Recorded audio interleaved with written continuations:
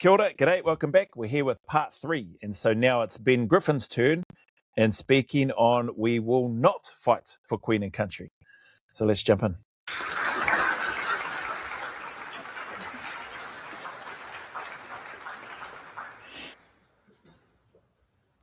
Fight for Queen and Country. What does that even mean? It is a jingoistic phrase dreamt up by some propaganda merchant intent on stoking the fire of that false religion patriotism. The idea of fighting for Queen and Country is held tightly by those who never have and never will actually fight. It is held by those who long to bask in the reflected glory of war. It is held by those who have no experience of the suffering that war inflicts. Making some good points there so far. I suppose I'm a little bit, maybe I'm being just too nitpicky and critical here, but I would have, after seeing the other guy, for the We Will Fight for Queen and Country, stand and speak without any notes, I'm basing my perception on preparation and, more so preparation on these guys, on Ben Griffin's side, just because the first two have obviously got handfuls of paper to reference to. And that's, I suppose that's okay in terms of what they're doing, but it would have been, I think from my personal view, optically, it would look better to me, like it did with that other guy who's voting for We Will Fight for Queen and Country. If they had, prepared, rehearsed, in the regiment, like it's a usual part, rehearsals. So I'm surprised personally to see that Ben Griffin has got pieces of paper and notes, but maybe that's everybody's got their own style and way of speaking and communicating, and maybe this just makes it easier and better for him to deliver the message that he wants to. And it is an idea held up by those who gain the most from war. Politicians, generals, the arms industry, and the media. Fair point so far. Like, again, my position is still with these guys in terms of we will not fight for Queen and Country just because of everything that I've shared so far. Like, that's not why I've not met anybody personally yet that's come out and said, we're about to deploy, I'm doing this for Queen and Country. Is it a phrase that is dredged up again and again to trifle dissent and build unquestioning support for the aggression that we choose to unleash? We must look at what lies behind this decrepit phrase. Who is it doing the fighting? A well-trained and professional force that's highest collective desire is to go to war, any war. This force does not fight for Queen and Country. That's he's got a lot of passion in his words, isn't he? When he's speaking, it's almost like he's angry. As I'm sitting here watching this, this must be before the HR podcast interview, I'm guessing. As I sit here and look at him, because he seems much more chillaxed in that HR podcast with Hugh Keir versus him standing here and the dare I say the spray he's having as he gives his speech right now. It fights when it is told to fight. Even when the generals believe that a certain war is illegal or unwinnable or even detrimental to the security of these isles, when it comes to the crunch, they always want war. What does the fighting involve? Well, if you believe the media or the citations written on medals awarded, you might imagine that the fighting involves bayonet charges or lone hand grenade assaults on enemy positions or modern Spitfire pilots scrambling to some noble action. In my experience, the reality of war is a lot darker. Long periods of waiting, punctuated by unforeseen moments of extreme violence. Having your legs blown off by an IED. A supposed ally shooting holes in your chest. dying in a helicopter crash, burning to death in a transport plane, being beaten to death by an angry mob, being shot in the face as you break into someone's home. The reality is setting up thousands of checkpoints in the country that you have occupied, disrupting the lives of people, and then killing them when they approach too quickly or fail to stop in time. He raises some very graphic images that I think, people that have served, particularly those that have been over into those parts of the world and seen some of this stuff play out and or have been involved themselves, probably bring up a lot of images and stuff for them. Some of the stuff that he just touched on at the end there, approaching too fast, you're occupying your force that's occupied this country, and then locals in that area disrupting their lives and that sort of stuff. The coalitions that have gone in there, and then basically multiple checkpoints, setting things up, taking things over, and people trying to go about living their lives the way that they normally would if they approach too fast or too soon, potentially having bullets and stuff shot at them, either directly at their vehicles or in through their windscreens, if they haven't been given, I guess, dare I say, use the word courtesy of a warning shot or a few warning shots first. Just, he's raising some very, powerful visual pieces that some people may be able to connect and resonate with and be thinking to themselves, war is horrendous. I think there's no denying that, I think some of what he's talking about is that war is an evil thing. He's talking about those that have no experience in it, that have never faced it, that will likely never face it, are the ones pulling the strings and making the decisions. And what I've heard him say is that those that are behind the scenes doing all of that stuff are the ones who actually want war to happen for whatever reason. And again, I think in line with the other speaker that spoke about fear and guilt, he did miss out, I believe, corruption and greed as well as being other parts of what causes people to want to engage in war.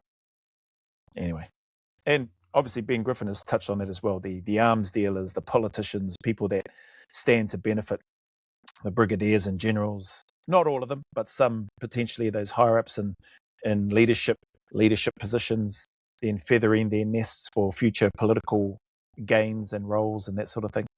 The reality is raiding people's houses, using explosives to gain entry into their homes, detaining previously unknown males, some as young as 15, and then handing them over to be tortured.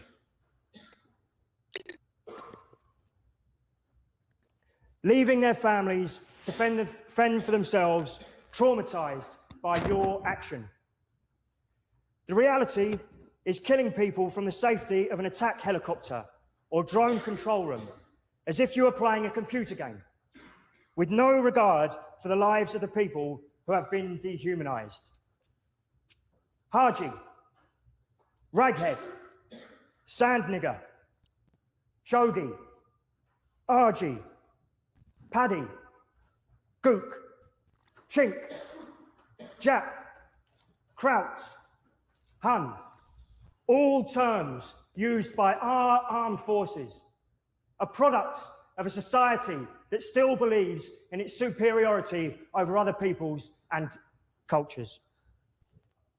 We pretend that we wage war for higher, noble causes. We claim that our armed forces fight for... Yeah, that's a true point too. I mean, governments, prime ministers, presidents, politicians have a great way of framing things and presenting things again. I think I mentioned in the first reaction, presenting to everybody, to soldiers are no exception, to, by and large, the general public. And then there may be some people that just are completely against war or fighting of any kind. And no matter what you send to them, they will likely say it's a conspiracy. And maybe they're right. maybe they're right in a lot of the stuff that they talk about.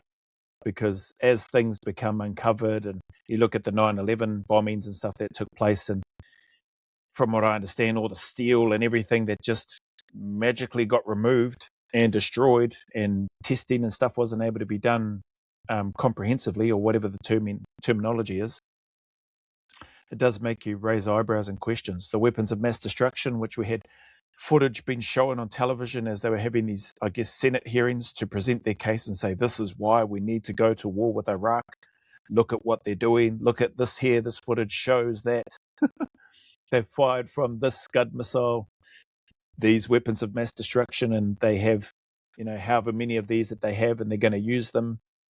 That was a huge, I guess I want to say, ace up their sleeve that the Americans used to invade Iraq. And by sharing and showing that with all the other coalition forces that are going to back them, you feel like you're going over as part of a worthy cause.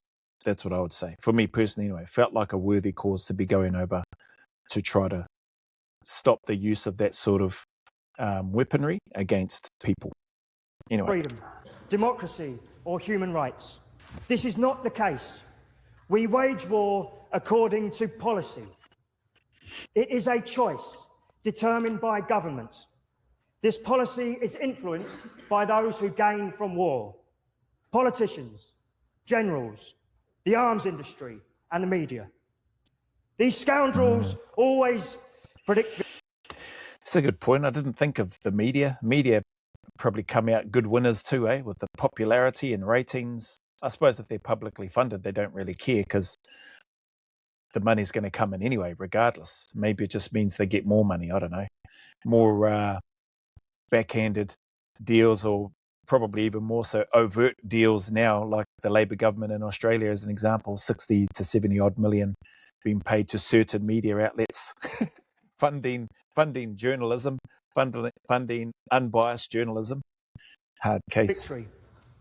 Always insist that violence is the answer. They ignore the inevitability of unforeseen consequences, the existence of blowback, the fact that it is our own policy that creates our enemy. They deny when we have been defeated to maintain support for current and future bloodletting. The reasons they give for starting wars rarely match the reasons that they give for continuing wars, and rarely match the actual outcomes. These people currently hold the noble position of backing a military junta in Mali against insurgents that they decided to arm in Libya. Before that, they celebrated the Arab Spring whilst turning a blind eye to Saudi Arabian aggression in Bahrain, where weapons that we supplied were used by our Saudi allies to kill civilians engaged in non-violent protest. Their silence in this matter sheds a light on their complicity. In both Iraq and Afghanistan, once the reasons for going to war were found to be false or unattainable, or were just forgotten, those with a vested interest in continuing the war resorted to one of the oldest tricks in the book. They cultivated the myth of the soldier as hero. They told you that you might not understand why the war continued, but that you should support the soldiers. And they told you that to stop the pointless slaughter would be sacrilege to those heroes that had already died. Truth is the first casualty of war. I see him with a perplexed look on his face. I don't remember ever hearing any comments like that in terms of maybe there are narratives and stuff shifting. I wasn't paying any attention to what politicians were saying, not beforehand and not after, not closely anyway. So I don't recall any comments in and around commentary shifting to focus on the soldier and their heroism, and this is why we continue the fight, and to pull out now we would dishonor those soldiers that had lost their lives. I don't recall hearing any of that, but maybe there was talk about that. This guy's got a perplexed look on his face when the camera turned to him, so I don't know. Maybe he's going to put up his hand and say something. I don't know. And tonight, you will see this phenomenon firsthand. You will hear men speak in reasonable tones, using educated language to mount a defence of fighting for Queen and country. They will argue that at the very least, we must be ready to defend this country. But they are talking about a hypothetical situation. The Taliban are not going to invade. The Chinese are not massing on the French coast. From positions of vested interest, they will try to convince you. I don't know. I don't know. How do we know? Are they? Are they not? Who knows? I know I don't know. That's for sure. But yeah, oh man, it's one of those. There you go. There's some conspiracy theory for you right there, eh? Maybe it's not a conspiracy theory. Maybe somebody out there's got the facts and the truth and knows exactly what's going on. Who knows, man? But bloody hell, there's some superpowers out there, and no doubt they are positioning and looking at the global landscape and looking at the Strait of Hormuz and the oil situation and the war with Iran and what's the name, US and Israel and that whole area, looking at the war with Russia and the Ukraine, China and Taiwan, not that they're at war, but China and their interest in Taiwan, and just all these little moving parts that are in and around the place, and the jockeying and flexing and stuff, some might say, in terms of Australia's deal with forget which island it was anyway recently, and then next minute China's launching a missile out into the ocean and that sort of area. Who knows what's happening? That fighting for your queen and country is your highest duty. But what they are really calling for is a continuation of business as usual, fighting and killing in accordance with their policy, which is designed to fulfill their interests, their greed, their ambition. Well, I think unless the aliens come down and wipe us out or whatever, if you believe in aliens, then I think it's probably going to continue being business as usual with regards to conflict, fighting, wars. Who knows when the next war is going to happen? Some say we're already in World War III right now, with regards to some of the stuff that I just touched on and everything that's sort of happening in and around the world concurrently at the moment. Who knows? I am a human being. My allegiance is not to Queen and country, but to the whole of humanity. I no longer accept the lies that perpetuate war. I no longer accept that violence can lead to peace. Never again will I be complicit in the killing and torture of my brothers and sisters. He's got such an angry look on his face throughout the whole time of his speech. Like I don't know if it's angry, very serious, very like stern, like you're being told off as he's speaking his words in regards to his speech. It's it's quite amusing, I suppose is the word I would use. Sisters. Never again will I accept the vile religion of patriotism. I refuse to pull on that rancid uniform, and I refuse to fight for Queen and country.